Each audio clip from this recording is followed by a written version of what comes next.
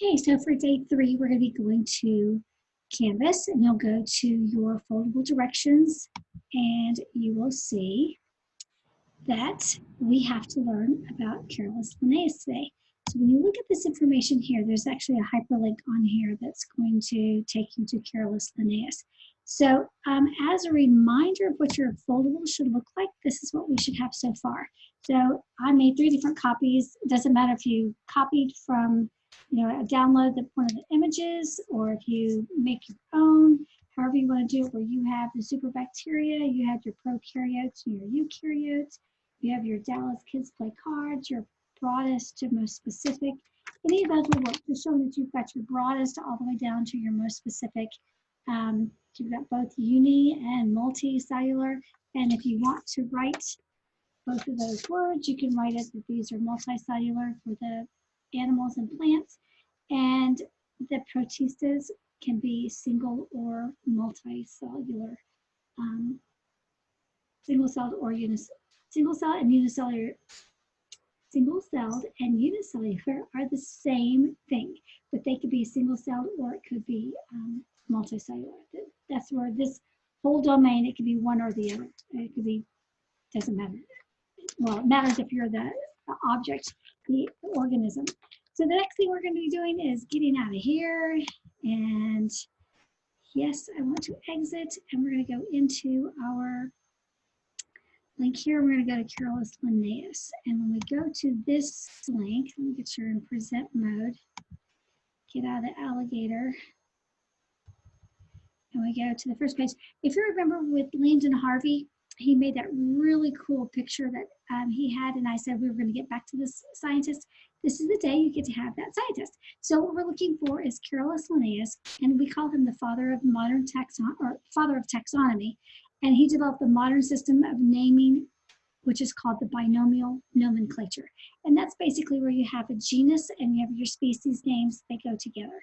So we have the words domain, kingdom, phylum, class, order, family, genus, species. Now, some schools use the hints and sheets. Dear King Philip came over for great spaghetti or great soup.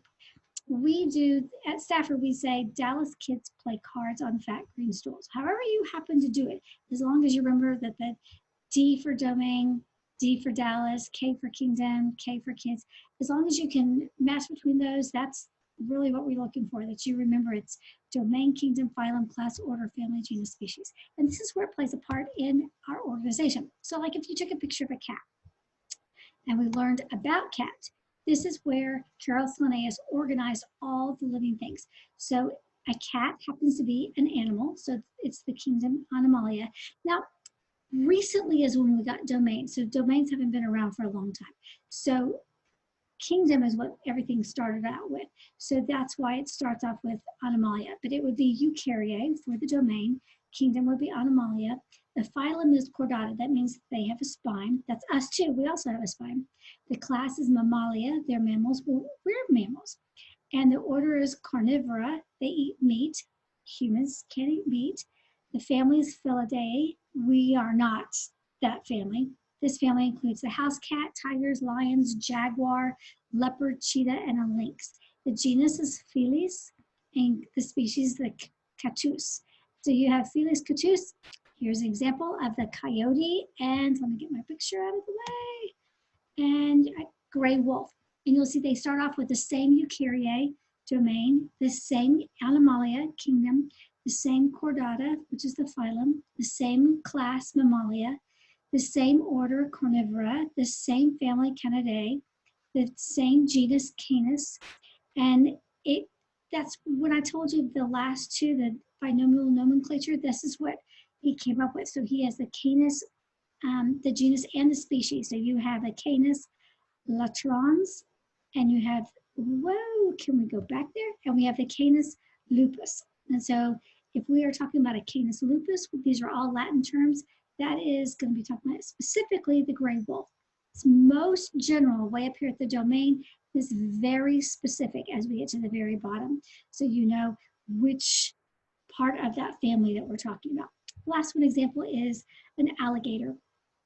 And so again, you have the Animalia, you've got the Chordata. It's in the class, it's not a mammal, so it's a reptilia.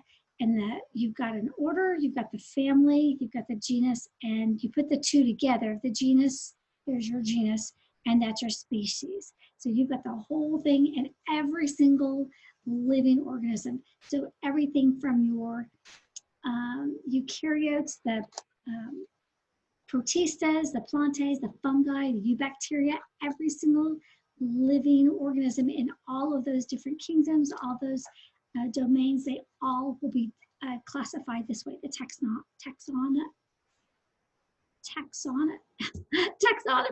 of the of all living things. So you are going to be using your foldable. So take your foldable and you'll get to use this on your Mastery Connect and then probably make a perfect 100 because y'all are geniuses. Thank you so much.